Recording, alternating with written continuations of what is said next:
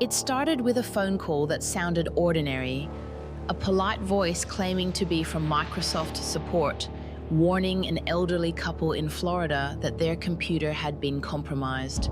Within minutes, that single call would open a door into one of the most sophisticated tech support scams ever uncovered in the United States.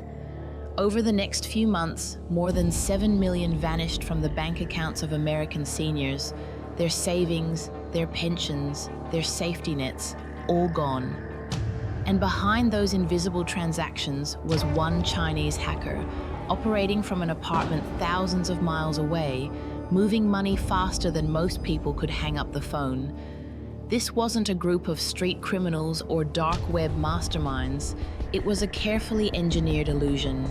Victims saw refund screens, fake banking portals, and confirmation emails that looked authentic down to the smallest pixel. They trusted what they saw, and that trust became their downfall.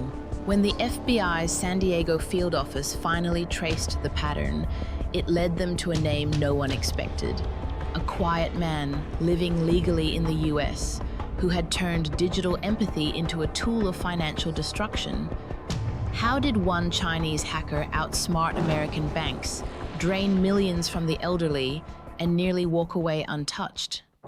This story begins with a simple promise of help and ends with a federal prison sentence. Before the headlines and the courtroom photos, there was just a quiet young man from China, a university graduate with a background in computer engineering and fluent English. He arrived in California on a student visa, blending seamlessly into the world of tech startups, coffee shops, and networking events. To neighbors and classmates, he was polite, hardworking, and unremarkable, the kind of person no one would suspect of anything. But beneath the polite exterior, he was already connected to a growing online network known among cyber criminals as the Helpers. Their job was simple: build trust with Americans who didn't understand technology, then take everything they could. The plan relied on psychology as much as code. He studied call center scripts, practiced his accent, and learned which words made older Americans panic. Suspicious charge, bank freeze, identity theft. When victims hesitated, he offered patience, reassurance, and fake credentials. Each detail added to the illusion: an ID badge, a professional email signature, even hold music copied from real Microsoft support lines. And when the money began to flow, it didn't come all at once. At first, there were refunds of $300, then $200, small enough to seem plausible. Local news in San Diego County even ran consumer warnings about tech scams, but most people never imagined the calls were coming from someone living nearby. The victims trusted what they saw: clean websites, professional emails, and calm voices. Some even thanked him for helping them recover their money. For months, everything seemed legitimate. The transfers cleared, no one complained, and the hacker's accounts showed steady growth. He upgraded his laptop, moved into a better apartment, and told friends back home he was doing consulting for American clients. It was the perfect disguise, a small-time immigrant success story that masked a quiet digital heist. Then came the first anomaly. A 72-year-old woman in Florida, who had supposedly been refunded $5,000, reported to her bank that she couldn't access her account. When investigators checked, they discovered a transfer chain moving through 5 US states in under 48 hours, an impossible pattern for a legitimate business. It was the first ripple in an ocean of deceit. And for the man behind it all, it was the beginning of a countdown he didn't know had already started. The fraud worked because it looked so ordinary. Every detail of the operation was built to mimic trust. The Chinese hacker and his network operated through layers of fake identities and remote servers that masked their true location. Their victims believed they were talking to genuine bank representatives or technical support staff from companies like Microsoft, Chase Bank, or PayPal. The hacker would begin with an email warning: unusual activity detected on your account. Within hours, he'd call personally to help resolve the issue. Once the victim was on the line, he guided them to install a remote access program, usually TeamViewer or AnyDesk, convincing them it was standard security software. Through that access, he watched their screens, monitored keystrokes, and simulated refund transactions. Then came the bait. He would accidentally send back too much money, often $10,000 or $15,000, and beg the victim to return the excess before he was fired. Many panicked seniors believed him, rushing to send wire transfers or gift cards to the addresses he provided. The system was efficient and cruel. Each transfer passed through money mules, people in the US who were told they were payment processors for a tech company. In reality, they were laundering stolen funds into cryptocurrency or routing them through shell companies in California, New York, and Texas. From there, the money was converted into USDT and Bitcoin, then pushed through exchanges in Hong Kong and Singapore, leaving behind almost no trace. The hacker's communications were scripted down to the second. He kept time zones for every US state on a spreadsheet, knew the opening hours of every major bank branch, and even mirrored the customer service tone of real American agents. His fake email addresses used near-perfect domains, Microsoft's help.com or chaseclientverify.us.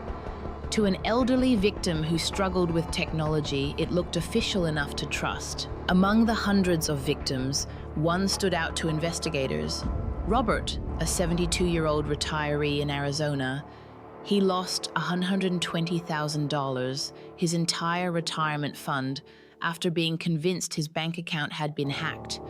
He sold his car to cover what he thought was a temporary security deposit. By the time his daughter discovered the truth, the money was already overseas. Robert later told the FBI's San Diego field office, "He sounded like he cared. That's what made it worse." Every new victim meant another chain of transactions, another sleepless night of watching transfers move across continents. Inside his small apartment, the hacker's setup looked like any other remote workstation: 2 monitors, a VPN dashboard, and a quiet hum of fans. Yet from that room, he was manipulating hundreds of lives. For more than a year, the money flowed without interruption. Victims cried, banks filed reports, but the trails disappeared in seconds. Until one day, a single transaction bounced, a $48,000 wire that triggered an internal alert at a San Diego bank. That alert landed on the desk of an FBI cybercrime analyst who noticed something familiar. The same pattern, the same refund script, and the same digital fingerprint repeating across multiple states. The illusion was starting to crack. But what the hacker didn't know was that the FBI had already been watching, quietly mapping every transfer, every login, and every breath of his digital empire. As the investigation unfolded, the FBI Cyber Task Force in San Diego discovered that what began as a local fraud had morphed into a multi-state international operation. Dozens of accounts were linked across California, Florida, New York, and Texas, each created under different names but following the same pattern of small incoming transfers, followed by immediate overseas wireouts. It was the digital footprint of a global machine designed to bleed money silently from American soil. Behind the scenes, the Chinese hacker had grown bolder. With new contacts in Hong Kong and Shenzhen, he built a system that could process hundreds of payments simultaneously.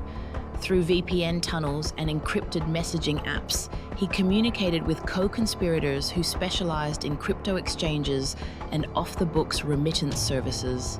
The stolen dollars were being funneled through legitimate business fronts, electronics importers, logistics brokers, and even a small consulting firm registered in Delaware. To anyone outside the loop, the transactions looked clean. The hacker's confidence grew with every undetected transaction. He invested in luxury items, a $70,000 sports car, designer watches, and weekend trips to Las Vegas. On social media, he shared vague motivational quotes about hard work and digital success, hiding the fact that his fortune came from the savings of retirees. Every day, hundreds of calls went out from his network to unsuspecting Americans, each one scripted, emotional, and devastatingly effective. Meanwhile, the Department of Justice, DOJ, and Homeland Security Investigation, HSI, were quietly building their case. They traced funds through crypto mixers, followed IP addresses bouncing between San Diego and Guangzhou, and identified nearly 100 victims nationwide. Agents began to see a disturbing trend. The same refund screens, the same polite voice, the same transaction notes like client reimbursement or software service fee.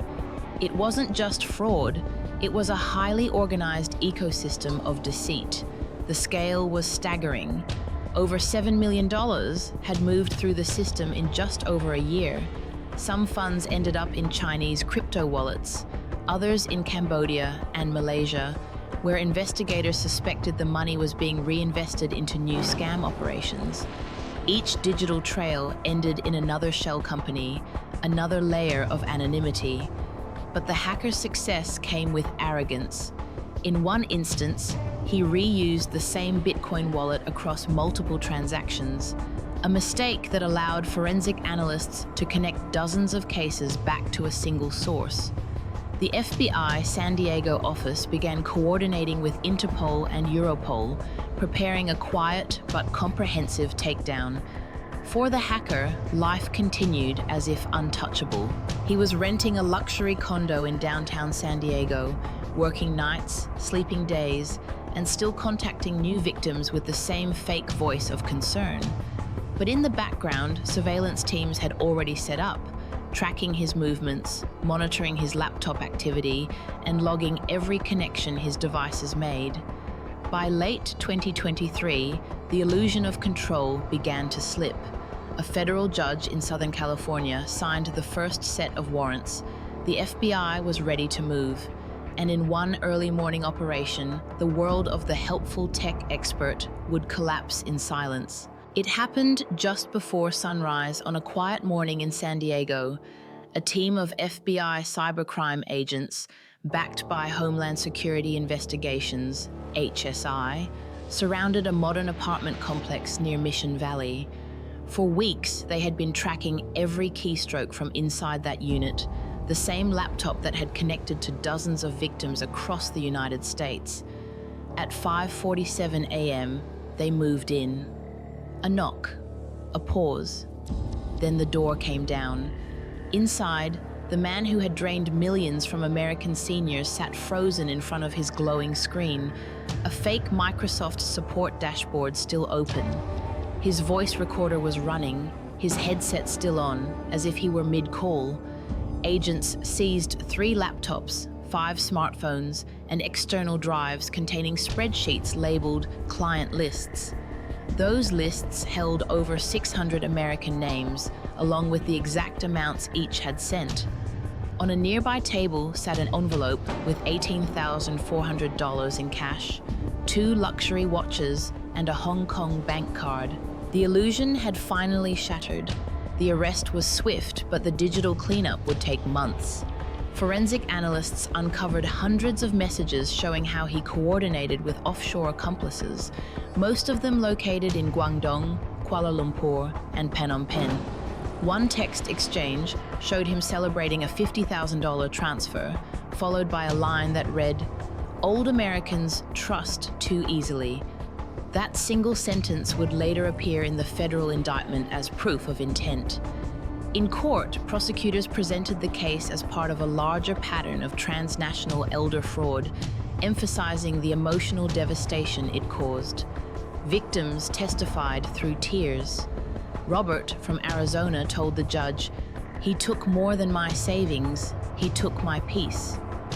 Others described sleepless nights and humiliation after realizing they had been deceived by someone pretending to help. The defense tried to argue that the man was a minor participant, just following instructions from overseas. But the evidence said otherwise. Over $7 million had passed through accounts he personally controlled. He had opened shell companies, purchased prepaid SIM cards, and maintained crypto wallets tied to the stolen funds. When the sentence came, it was both shocking and symbolic. 24 months in federal prison, followed by deportation. Many observers called it lenient, given the scale of the crime, but prosecutors insisted that the conviction itself sent a message. No one hiding behind a screen is beyond the law. After the verdict, agents revealed that not all the money had been recovered. Roughly $4.2 million remained missing, likely converted into cryptocurrency and moved through offshore wallets. The Department of Justice announced an ongoing search for those assets, collaborating with financial authorities in Singapore and Hong Kong. As the hacker was escorted out of the courthouse, reporters shouted questions he never answered. His face remained blank, but cameras caught a faint smile, perhaps from disbelief that it had all finally ended, or perhaps from knowing how much of the money would never be found. For the victims, the sentencing brought closure, but not justice. For the investigators, it was just one battle in a war against digital predators who now operate without borders. And somewhere in the encrypted shadows of the internet, other voices were already dialing new numbers. Even after the conviction, investigators couldn't shake one question: who was he really working for? The deeper the FBI and DOJ dug into his digital history, the clearer it became that his crimes were only one thread in a much larger tapestry. The San Diego hacker wasn't a lone genius. He was part of a transnational web of elder scams run out of call centers in Malaysia, Cambodia, and southern China. These operations shared resources, databases, and even voice scripts, all designed to target the most vulnerable Americans. Forensic analysts found encrypted chat logs linking his laptop to a network known among cyber investigators as Eagle Cloud. It was a loose confederation of tech support scams, refund frauds, and pig butchering schemes, connected by the same money laundering routes that snaked through Hong Kong, Macau, and Singapore. In these digital corridors, stolen money from retirees mixed with cryptocurrency from investment scams, gambling rings, and even human trafficking syndicates. The web was far more tangled than anyone imagined. The hacker's role appeared small compared to the machinery behind him. Financial records showed his accounts funneled funds into at least 6 offshore companies, all registered under false identities. One of those entities, a supposed software outsourcing firm in Kuala Lumpur, had already been flagged in a separate Interpol investigation. The implication was clear. He was part of a larger laundering ecosystem that moved tens of millions globally. Experts at the National Cyber Forensics and Training Alliance warned that elder fraud was no longer isolated crime. It was now an international business model, sustained by cultural indifference and legal loopholes. For every arrest like this, hundreds of similar operators remain hidden, protected by jurisdictional gaps. Even as this man faced deportation, reports of new victims kept arriving from Texas, Ohio, and Nevada, all describing the same soft-spoken support technician who just wanted to help. Some within the FBI's cyber division now believe that the missing $4.2 million may have been rerouted into a digital yuan, ECNY, system through unofficial exchanges in southern China. If true, those funds have already been absorbed into an untraceable financial black hole, gone forever. In a closed briefing, one agent described it bluntly. He was a replaceable cog. When one goes down, another takes his place the next morning. The call centers never shut down. The accents change, the names rotate, but the method remains identical.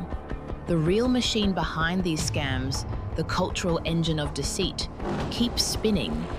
And if millions can disappear with a few polite phone calls, what other secrets might be vanishing every single day, right under our noses? In the end, it wasn't a hacker's brilliance that destroyed lives.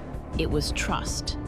Hundreds of American seniors believed they were talking to someone who cared, someone who could fix their computer or protect their bank account.